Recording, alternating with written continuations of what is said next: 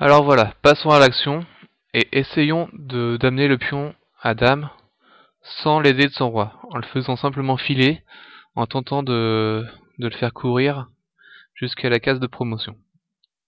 On va voir que le roi est bien dans le carré du pion, le carré entre la case de promotion et le pion, et donc le roi rentrant dans le carré, à la fin, il capturera le pion, quoi qu'il arrive. On va bien sûr le vérifier par la précision, et on verra que c'est le résultat. Donc B5.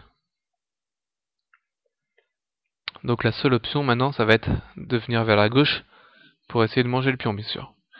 Alors, entre la case E8 et la case E7, la seule différence, c'est que en allant en E8, donc le roi va bien se rapprocher du pion, mais par contre pour essayer de capturer le pion carrément, ensuite pour l'attaquer, si jamais le pion ne bouge pas et reste en B5, il va aller en diagonale, le roi, et là il va se retrouver interdit de case C6 à cause du fait que le pion mange en diagonale. Donc là, ça va lui prendre un peu plus de temps pour attaquer le pion. Donc il vaut mieux en fait peut-être le contourner pour aller le prendre sur le côté, si jamais il a plus envie de bouger. Parce que si on va en E8, ce qui se passe c'est que si le pion avance ça ne change rien, qu'il soit en E7 ou en E8, mais par contre là le roi peut décider de venir le défendre. Roi D7, roi B5, et là on peut plus venir en C6.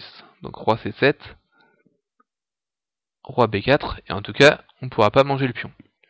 Donc pour ceux qui connaissent la position, c'est pas encore gagné et ça va quand même faire match nul. Mais à condition de jouer très précisément pour les noirs.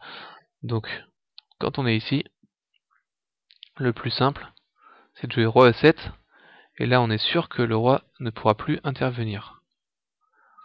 Donc là il reste plus qu'à foncer, mais de toute façon, on voit que là maintenant le carré fait 3 cases, donc on rentre dans le carré, peu importe l'entrée du carré, de toute façon on arrivera à temps sur la case B8, maintenant B7, roi C7 forcément, et B8 on peut faire dame, mais c'est trop tard, le roi est déjà à côté. Voilà, et la roi contre roi, on est sûr que c'est exactement le résultat match nul. Voilà, ça c'était pour le cas où le pion essayait de filer sans l'aide du roi. Donc on voit que ça ne suffit pas.